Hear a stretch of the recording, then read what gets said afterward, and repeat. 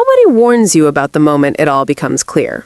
Not a teacher, not a parent, not a motivational speaker standing behind a glass podium.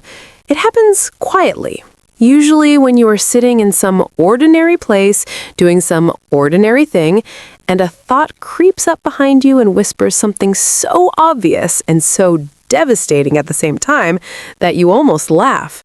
You realize, with the kind of certainty that only time can deliver, that the life you have been living has been organized around the wrong things entirely. That is the moment this story begins. His name was Harold, and I met him on a Tuesday afternoon at a park bench near a fountain that nobody ever really looked at. He was 74, with hands that had clearly worked hard for decades, and eyes that still carried something sharp and unhurried. I was not expecting wisdom that afternoon. I was expecting nothing at all. But Harold started talking, and I stopped checking my phone, and by the time the light changed across the water, something inside me had shifted in a way I could not explain yet. He told me he had spent 38 years inside the same company, promoted 3 times, never missed a deadline, never took a sick day unless he was genuinely unable to move. He said this not with pride, but with the careful, neutral tone of a man reviewing a document he had not written, but had signed anyway. Because that, he said, was exactly what it felt like he had signed off on a version of his life that someone else had drafted for him. The first thing Harold said that truly landed was this. He had confused urgency with importance for most of his adult life. Everything that beeped, rang, demanded, or threatened consequences had received his full and immediate attention. Everything that whispered, including his health, his marriage, his children at the kitchen table waiting for him to look up, had been scheduled for later. Later, he told me, is the most dangerous word a person can use when it refers to people. Research from the University Medical Center Hamburg has actually confirmed what Harold described instinctively. Studies on aging and emotional well-being show that the things people regret most are not actions they took, but actions they never got around to taking. The brain, when it is young and time still feels infinite, processes missed opportunities as something recoverable.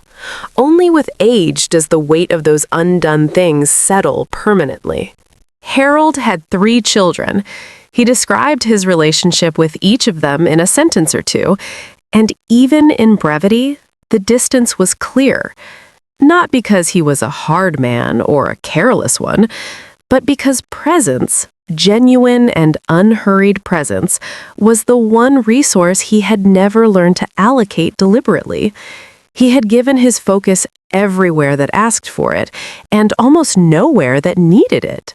This is a pattern that turns up with remarkable consistency across conversations with people in their later years. Researchers who interviewed dozens of adults over 80 found the same theme surfacing again and again. The regret was not about money, not about career choices or professional risks. It was about the quieter moments left uncollected, the conversations that never happened, the words that were obvious but stayed unsaid. Harold looked at the fountain when he said the next part.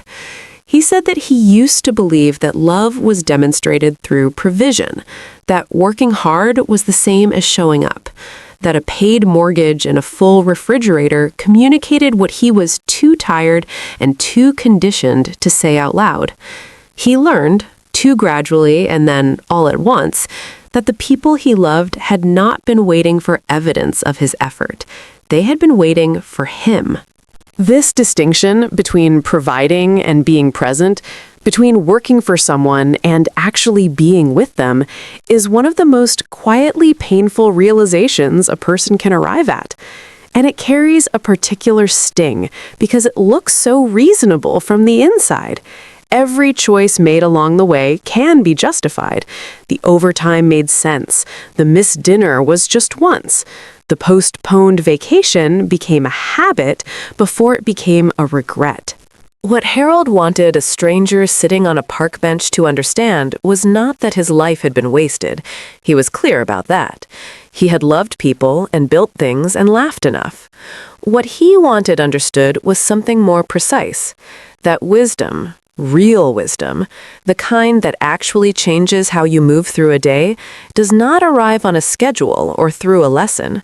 It arrives through loss, through reflection, through sitting beside a fountain on a Tuesday afternoon and finally being willing to tell the truth about what mattered and what did not. The earlier you are willing to hear it, he said, the less it will cost you.